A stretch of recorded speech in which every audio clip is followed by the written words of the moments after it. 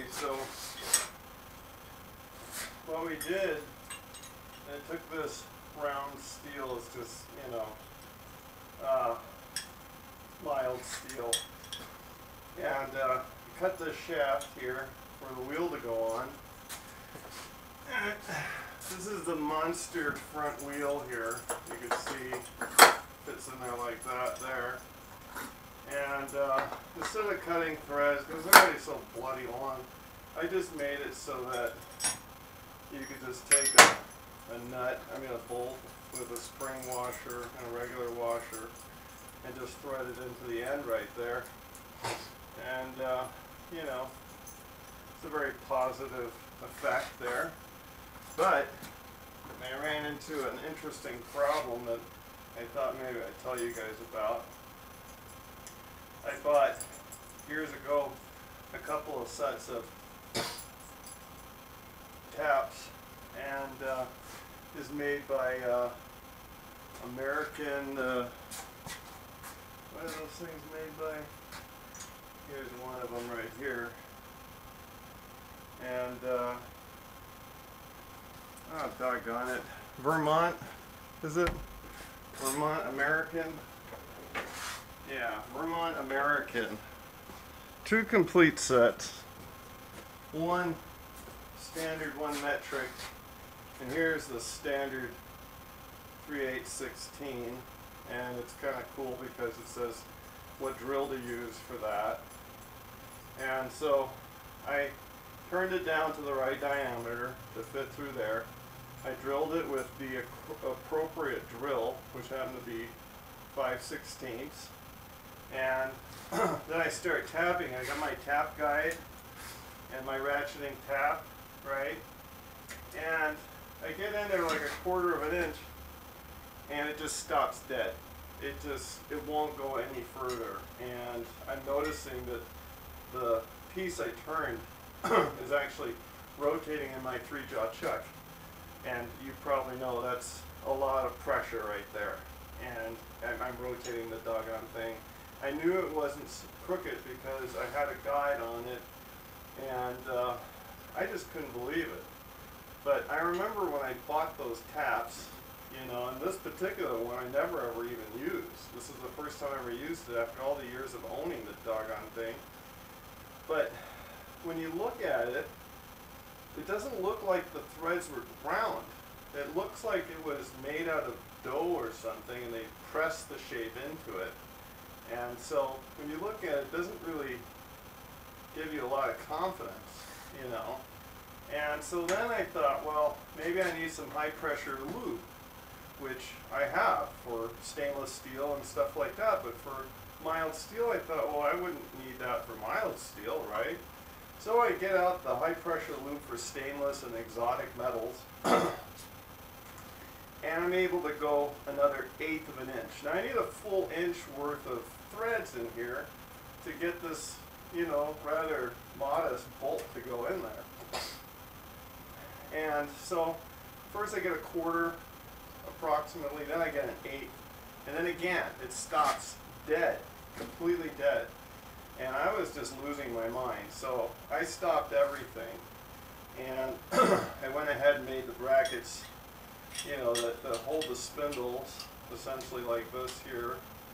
You know, I bent them, drilled them, and then I rounded the edges and everything like that for it to spin, and then so that it spins real nice, I made brass bushings. I don't know if you could see that there. So brass bushings, I turned them, and then I heated this up and I pressed them in, right? Once they were pressed in, then I drilled and reamed these bores right here. And then so, you know, I had something to do while this thing was like dead on my lathe right here. It was driving me crazy. And then I remember when I first bought it thinking, you know, these taps don't look like they're ground. They look like they're cast, you know.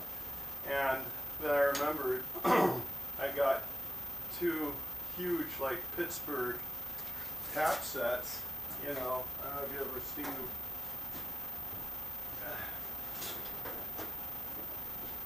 I got these right here. You know, I mean, they're huge, right? But it's from Harbor Freight. It's Pittsburgh.